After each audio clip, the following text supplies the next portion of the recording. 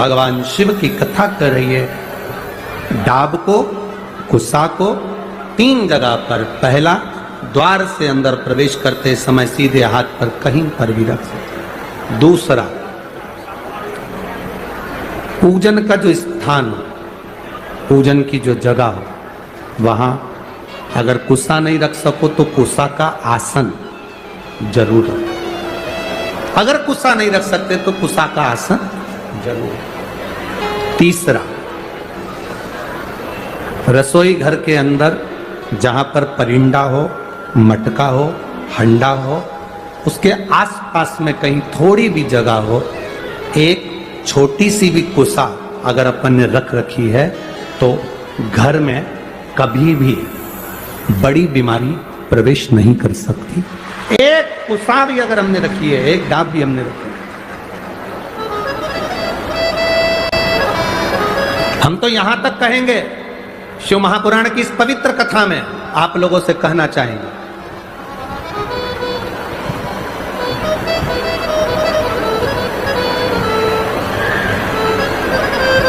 कभी कभी इस पवित्र कथा में अगर आप लोग स्मरण करेंगे तो कभी जिंदगी में आप कोई बड़ी जांच कराने के लिए जा रहे हो कि डॉक्टर ने बोला है कि इनको ये बीमारी हो रही है, इनको ये रोग हो रहा है, इनको ये तकलीफ, आप डॉक्टर को दिखाओ, जांच कराओ, डॉक्टर दवाई दे, उसको खाओ। डॉक्टर भी शंकर का एक रूप है। जैसे शिव महामृत्युंजय है तो जगत के जितने डॉक्टर हैं ये भी महामृत्युंजय का एक प्रतिबिंब स्वरूप है। आप इनको दिखाओ, डॉक्टर भी शंकर का एक स्वरूप है। ऐसा नहीं कि तुम डॉक्टर को नहीं मानोगे, डॉक्टर शिव का एक तत्व स्वरूप माना, महामृत्युंजय माना, आप दिखाओ। पर यहां शास्त्र कहता, शिव महापुराण की कथा वर्णन करती है, जब तुम जांच कराने के लिए जा रहे हो, तुम्हें लग रहा है कि डॉक्टर ने बोला है कोई बड़ी बीमारी, ये गठान है और ये गठान, ये गांठ गर्भाशय में आ गई, ये गांठ कहीं शरीर में आ गई और तुम्हें लग रहा है कि ये तकलीफ देगी और जांच के लिए जाएगी, उसके पहले जब आप डॉक्टर की जांच कराने के लिए जाओ, उसके पहले कुशा का जल, अगर महादेव जी की जो जलाधारी होती है, इसमें महादेव जी बने, दिख रहा है सबको? सबको नजर आ रहा है? टीवी के माध्यम से भी आप लोग देखते रहना, ठीक है?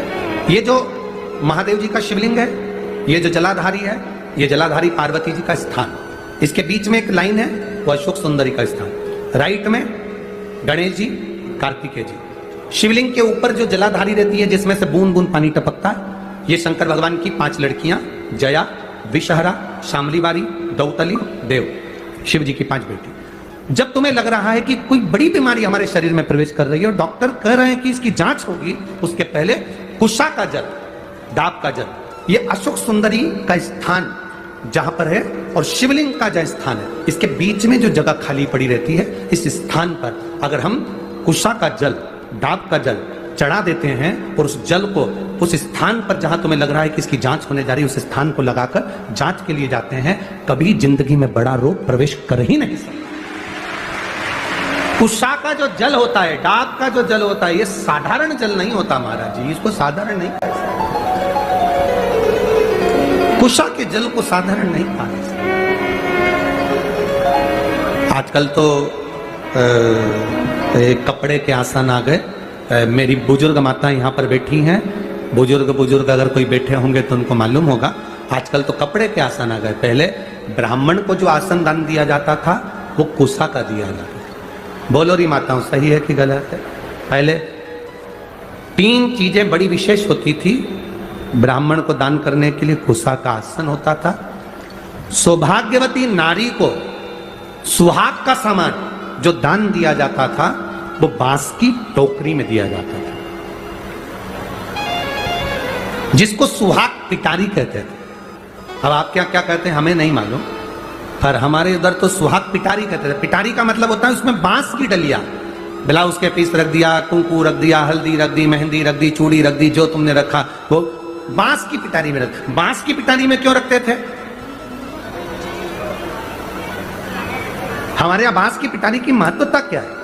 हमारे सनातन हिंदू धर्म में बहुत सी चीजें हैं जिसकी बड़ी महत्वता है महाराज। जैसे शादी के मंडप में बांस लगाना, वंशकार समाज के जो भाई होते हैं जो बांस का काम करते हैं, लोग भले कुछ भी कहें कि ये वंशकार है, ना ना ना, शिव महापुराण की कथा कहती है वंशकार बांस की डलिया का निर्माण करता है। जैसे बांस कभी समाप्त नहीं होता, लगा हुआ बांस में से बांस कटता जाता है, बांस फूटता जाता है, बांस कभी समाप्त नहीं होता। जिसमें से पैदा हुआ फिर होगा, उसको काट लो फिर होगा। उसी तरह वंशकार समाज जो बांस की डलिया का निर्माण करती है, वो वंशकार समाज बांस की डलिया इस भाव से बनाती है कि जिसके यहाँ शादी में जाए, सुहाग पिटारी में जाए, उसका सुहाग खूब बाबा कृपा बना कर रखे, उसका वंश खूब। अब लोग वंशकार आजकल राजनीति के अंतर्गत चलते चलते तो हम क्या बोलें, बस बोल नहीं सकते, क्योंकि राजनीति के अंतर्गत सारी समाजों को तोड़ दिया गया है। ये समाज का है, वो समाज का है, वो समाज का है। पर शिव महापुराण की कथा कहती है ब्रह्मा जी के द्वारा प्रकट हुए मनु और शत्रुपा, इन मनु शत्रुपा के आप और हम सब औलाद हैं। कौन ब्राह्मण, कौन क्षत्रिय, कौन वैश्य, कौन शूद्र, ये सब भगवान की औलाद हैं। इनमें कोई भेद नहीं होना चाहिए, सब एक होना चाहिए। पर थोड़ी सी राजनीति, थोड़ी सी वोट के चक्कर में लोगों ने अपने अपने समाजों को तोड़ दिया। गलत है। ये शिव पुराण रखी है 1 2 3 4 ब्राह्मण, क्षत्रिय, वैश्य, शूद्र, 4 पाए पर ये पोथी रखी है। उसी तरह हमारे ब्राह्मण, क्षत्रिय, वैश्य और शूद्र, ये 4 भारत के वो स्तंभ हैं जिस पर ये पूरा सनातन धर्म टिका हुआ। ये 4 ऐसे स्तंभ हैं जिस पे पूरा सनातन धर्म टिका हुआ है। पर वोट के चक्कर में, राजनीति के चलते हुए आज इन सनातन धर्म को तोड़ने के लिए लोगों ने विचार कर लिया सनातन धर्म ऐसे नहीं टूटने वाला। तो सबसे पहले लोगों ने कहना चालू करा अगरबत्ती लगाना बंद करो, क्योंकि अगरबत्ती में बांस होता है। थोड़े दिन के बाद ये तुम्हारी अगरबत्ती छुड़ा के तुम्हारे हाथ में मोमबत्ती पकड़ा देंगे और कहेंगे तुम्हारा बाप यही है, अब इसी को भजो, सनातन धर्म को भजना बंद करो। पर शास्त्र रीति कहती है, हमारा सनातन धर्म कहता है ब्राह्मण, क्षत्रिय, वैश्य, शूद्र, ये 4 एक स्तंभ है सनातन धर्म के। ये हमें कितना भी कोई तोड़े, पानी को डंडे से मारने से पानी अलग होता है क्या? अरे बोलो तो जीजियो, नहीं होता। इनको लोगों ने कह दिया ये तो वंशकार हैं, ये तो चर्मकार हैं, ये तो ये, ना ना ना ना। जितनी जातियां, जितनी समाजें बनी है, ये हमारे सनातन धर्म के गौरव बनी है। संत रविदास जी ने चमड़े का जूता बनाते बनाते रविदास जी महाराज स्वयं मीराबाई आकर खड़ी हो जाती है और कहती है गुरुदेव मैं तुम्हारे लिए अच्छा आश्रम सुंदर गंगा के घाट पर बना देती हूँ गुरुदेव, अच्छी जगह बना देती हूँ, चलो गुरुदेव। रविदास जी ने कहा मीरा मैं काय को गंगा के घाट पर जाऊं, मुझे गंगा के घाट पर जाने की जरूरत नहीं है मीरा। अगर मेरी भक्ति में बल होगा तो गंगा खुद आएगी, स्वयं पहुंचे। संत रविदास जी ने कहा तो मीराबाई हंसने लगी, गुरुदेव गंगा मैया यहां कहां से आएगी, तू क्या चाहती है? मीराबाई कहती है मुझे गंगा जल पीना है। रविदास जी कह रुक जा। जिस कठोते में रविदास जी चमड़ा धोते थे, रविदास जी ने हाथ जोड़े, गंगा मैया ये मीरा छोटी है, जानती नहीं, इसको जल पीना है, आप जल दो ना। छोटे से कठोते में जिसमें रविदास जी चमड़ा धोते थे, उसी चमड़ा धोने वाले पात्र में से हीरे की चूड़ी पहना हुआ एक हाथ निकल कर बाहर आ गया, उसमें गंगा का जल रखा हुआ। मन चंगा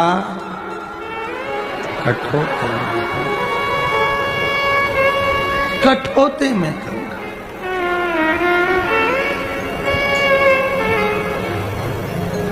प्रसन्न हो गई मीरा। जहां गुरु, सच्चा गुरु जिस जगह पर बैठता है उस जगह पर गंगा, गुरु गंगा नहाने नहीं जाता, गंगा गुरु के पास चलकर आती है। सच्चा अगर सतगुरु है, सच्चा गुरु है तो गंगा नजदीक पहुंच जाती है। सत्य है आपके पास में। आपको हमने पहले कथा में कहा, आज फिर कह रहे हैं, बहुत ध्यान देने वाला विषय है। जिस नारी का रजोधर्म में अगर तकलीफें आती हैं, रजोधर्म से जुड़ी हुई जो प्रॉब्लम बढ़ जाती है, या गर्भाशय में, बच्चादानी में उसको लग रहा है कि कोई गांठ पड़ गई है, या गर्भाशय में कोई प्रॉब्लम आ गई, या रजोधर्म से जुड़ी हुई कोई परेशानी आ गई, उस समय पर दुर्वा, दुर्वा जानते हो, गणेश जी को चढ़ती है ना दुर्वा, दुर्वा अशोक सुंदरी वाली जगह पर समर्पित कर 5 दुर्वा सुबह के समय खाली पेट पीवरी का स्मरण कर उसको यदि खाया जाए तो रजोधर्म से जुड़ी हुई जितनी दिक्कतें होती हैं वो सब समाप्त हो जाती है, गर्भाशय में गांठ नहीं बनती। पीवरी, इस पीवरी के नाम का वर्णन बड़ा शास्त्र के अंतर्गत आया है महाराज, बड़ा बड़ा सुंदर भाव। पितरों की कन्या पीवरी के साथ जो सुखदेव जी महाराज का मंगल विवाह हुआ था, ये पीवरी कोई साधारण नहीं, एक आनंद का विषय है पीवरी, पितरों का एक वरदान है पीवरी, पितरों का एक आशीर्वाद है पीवरी। ये उनके लिए भी काम करती है पीवरी जिनका 2-4 महीने का बच्चा हुआ और अवर्षण हो गया, फिर 2-3 महीने का बच्चा हुआ फिर गिर गया, फिर 2-4 महीने का बच्चा ठहरता है फिर गिर जाता है, उसके लिए पीवरी का नाम बड़ा काम आता है मेरा, बहुत काम। बेलपत्र समर्पित कर वो बेलपत्र को पीवरी का स्मरण कर सोमवार की अष्टमी के दिन उस बेलपत्री को खा लिया जाए तो बच्चा फिर 2-4 महीने का गिरता नहीं है, बच्चा पूरा जन्म लेता है और विकलांग नहीं होता, अच्छा बच्चा जन्म लेता है। पीवरी के नाम का इतना गुणगान है हमारे। ये 2-3 जो नाम होते हैं, पीवरी का, एक तुमरुका जी का, ये नाम ऐसे हैं जो हमारे जीवन को सुख प्रदान करते हैं, आनंद देते। पीवरी, सारे पितृलोक के पीवरी को आते देखा तो सम्मान किया, बेटी को आते देखो तो सम्मान होना चाहिए।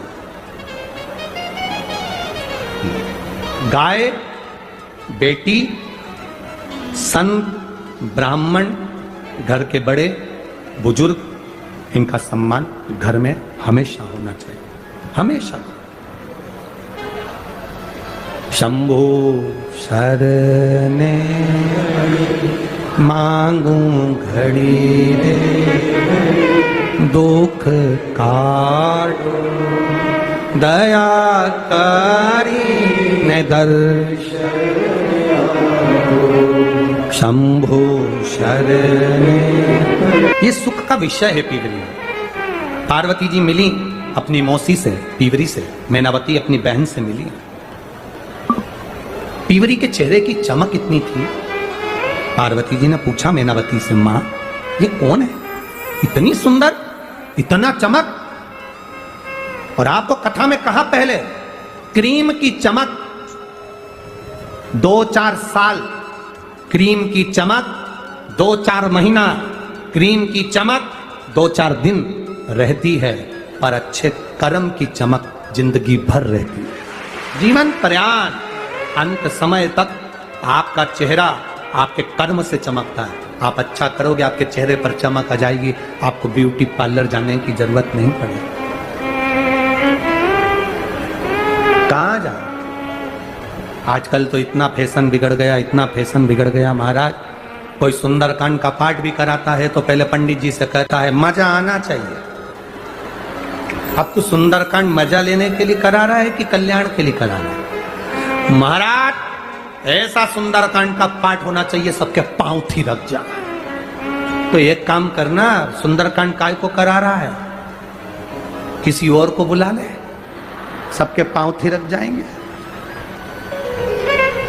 आज के जमाने में लोग सुंदरकांड का पाठ कराने के लिए पंडित जी से कह रहे हैं महाराज ऐसा पाठ करना कि लोगों को मजा आ जाए। देखो हम तो उनको बुला रहे थे, हमने उनको नहीं बुलाया। तुम्हारा नाम सुना कि तुम्हारे सुंदरकांड के पाठ में लोगों को बहुत मजा आता है, इसलिए तुम्हें बुलाया। पंडित जी को हाथ जोड़ कर कह देना चाहिए मैं मजा लेने के लिए, देने के लिए सुंदरकांड नहीं करता, मैं बाबा को रिझाने के लिए सुंदरकांड करता हूं। इतना बिगाड़ दिया लोगों ने, इतना बिगाड़ दिया। पहले मेकअप का डब्बा कमरे में जाता है, तब जाकर कई कथाकार ऐसे हैं इतना मेकअप कर कर तब कथा में आते हैं। पहले डब्बा जाए तब महाराज आए। काय जिंदगी, भजन करो, स्मरण करो, भक्ति करो। भजन की चमक कभी जिंदगी में खत्म नहीं होती। मीराबाई जिंदगी भर चमकती रही। रामदेव, रामकृष्ण परमहंस, चैतन्य महाप्रभु, तुकाराम जी, नरसिंह मेहता जी, ये किसी पार्लर में नहीं गए महाराज। इनकी भक्ति का बल इतना प्रबल था कि आज तक इनका नाम पूरी दुनिया में चमक रहा है। ये उसकी कृपा है, ये उसकी दया,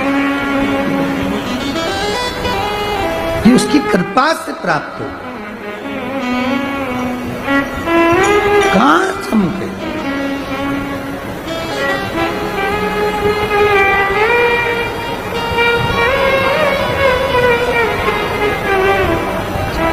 कई लोग हमसे भी कह रहे थे, गुरुजी तुम्हारे बहुत सारे बाल उड़ गए। तो हमने पूछा क्या होता उससे? अरे गुरुजी आजकल तो बहुत अच्छे अच्छे बाल आते हैं, इसे चिपका लो। हमने कहा जनता देख रहे हो, जहां से आते वहीं पकड़ के तो हमारा कुर्ता खींचती है। एक आध ने खींच लिया तो कल्याण कर दे, तो क्या उसका? अरे महाराज, ये चमक, ये दमक, फुल्ल वन में महक, सब कुछ मेरे भोलेनाथ तुम्हीं से है। ये सब उसी का तो है जो हम भज रहे हैं, हम स्मरण कर रहे हैं। आप करो भगवान की भक्ति। बुजुर्ग माताओं को देखना, जितनी बूढ़ी बूढ़ी तुम्हारी सास है ना, तुम्हें तो तैयार होने में 2 घंटा लगता है, सासू को कोई तैयार होने में टाइम नहीं लगता। इस तरह की वीडियो के लिए हमारे चैनल को लाइक, शेयर और सब्सक्राइब करना ना भूलें। धन्यवाद।